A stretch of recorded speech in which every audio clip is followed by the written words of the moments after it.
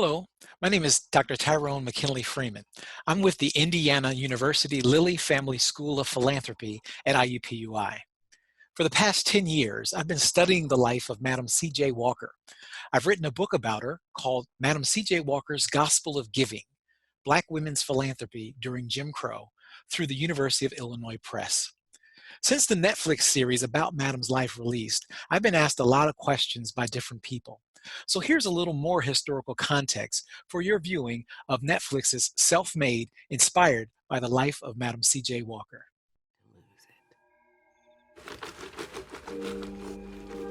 Seems like I was born to struggle. The life of a washerwoman is hard. I'd scrub my fingers to the bone for pennies. Most days, I can't even make ends meet. In this opening scene, we get a glimpse of Sarah's early life as a washerwoman, which is very important. Madam Walker was very proud of having been a washerwoman.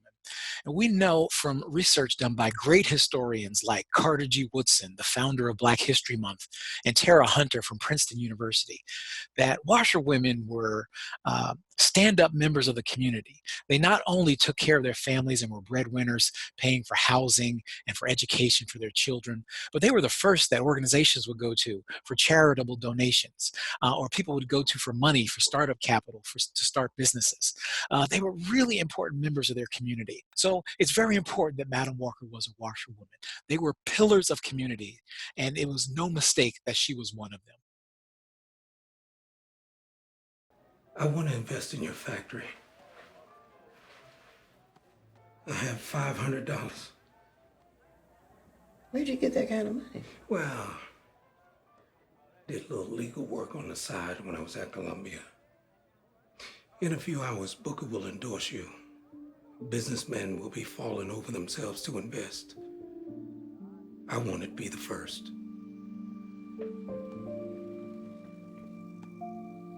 Bless your heart. I put it in the safe. Your tenacity is remarkable, madam. Nettie and I wish you the best of luck. Your tenacity is remarkable, madam. This is a tender moment in the series where Freeman B. Ransom, who's played by Kevin Carroll, comes to Madam and wants to invest in her dream by giving her money. This was a powerful scene because it displays the real-life devotion and dedication of Freeman B. Ransom to Madam Walker.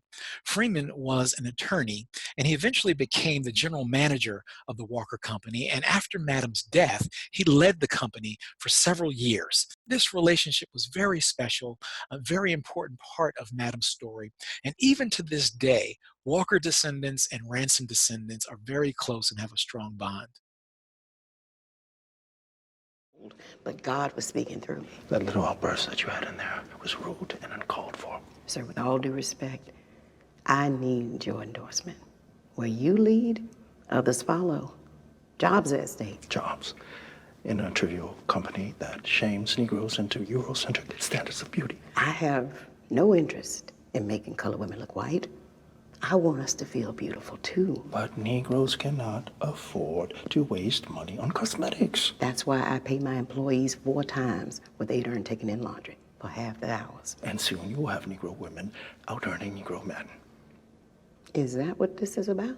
How is America going to take us seriously if we allow our women to surpass us? It's not a competition. We all need to be lifted, sir. The Negro man needs to be lifted first. I know our men have it hard, but so do our women. I would rather endorse a palm reader than a hair culturalist, Mrs. Walker. And the little outburst in there is precisely the reason why you ladies need to be kept in your place. Good day. In this scene, Madam C.J. Walker is privately confronted by Booker T. Washington, a prominent Black leader, but also controversial Black leader of the period, who was also the head of Tuskegee Institute. She had just interrupted his convention and taken over the floor and spoke to the audience, even though he didn't want her to. And so he pulls her aside in the series to berate her and express his unhappiness. Now, in real life, Madam Walker did indeed take over the floor of the National Negro Business League in 1912. She delivered a rousing speech. The audience went wild with applause, but the records show that Booker T. Washington kind of ignored it, that he just went on with the agenda and acted like it didn't happen, which is really interesting. But it's important to note that Madam Walker eventually got what she wanted. Over the next 2 years, Booker T. Washington came to Indianapolis and stayed overnight at her home on the occasion of the grand opening of the local Black YMCA that she helped to fund. He had her down to Tuskegee to speak to students, and then he also had her return to the National Negro Business League to speak as a featured speaker, where he more enthusiastically introduced her. Madam Walker. Mr. Rockefeller, we meet at last. What in tarnation is going on at your house? My workers are striking. I'm trying to reason with them. The workers are always unreasonable, like children. You have to decide what's best for them. I've tried. They want me Who to... cares what they want? You didn't get where you are by letting people push you around. They don't like it, fire them. In this scene, Madam C.J. Walker meets John D. Rockefeller, the oil tycoon and philanthropist who lived a few miles away. And she meets him right after she just experienced some protests from her agents who are upset about a deal she struck for retail sales of their products. They're very concerned about how those sales through stores will impact their own ability to sell in their communities. Now, in real life, Madam Walker did have some disgruntled agents. Occasionally, there were problems with the distribution line and the logistics of getting products out to agents on time. There also were concern over some of the retail deals. But it's important to note that she did not follow the advice that Rockefeller gives her in the series. She and Freeman B. Ransom agonized over the struggles of the agents and were very concerned and worked very hard to be fair in their dealings. And so they worked very hard to try to develop satisfactory solutions to these issues that arose over time, which is, again, she was very interested in racial uplift and did not want to take advantage of the women, but rather to support and uplift them. And Freeman helped her do that.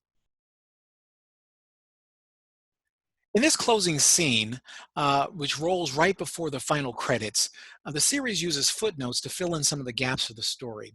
And here it mentions that Madam made charitable donations to education and social services, and supported the arts, and that she also supported the NAACP's anti-lynching movement. I think it's really important to recognize that philanthropy was not a footnote for Madam Walker. It was foundational to her daily life. In fact, generosity was something that occurred very early in Madam's life. When Sarah Breedlove was young, poor, widowed, and struggling on her own, she was actively giving of herself to help others. And this is very important because it's a different model of giving compared to some of the more well-known philanthropists of that era. Madam Walker didn't spend her life accumulating wealth and then wait till later in life to focus on philanthropy. She did what I like to call give along the way. She took whatever she had at any given moment and made it available to be helpful to someone else. It's important to remember and recognize the power of Madam Walker's approach to giving and generosity and philanthropy. Because like her, we do not have to wait until we become wealthy or wait until some later point in life. We can give now to make a difference in someone else's life, just like she did. If you want to learn more, we provided some resources so you can Netflix and engage. That is, dig deeper into Madam's story and learn about her for yourself. And remember what Madam Walker said in 1912. She said, quote, "I am in the business world, not for myself alone, but to do all the good I can for the uplift of my race." I'm Dr. Tyrone Freeman. Thank you for watching.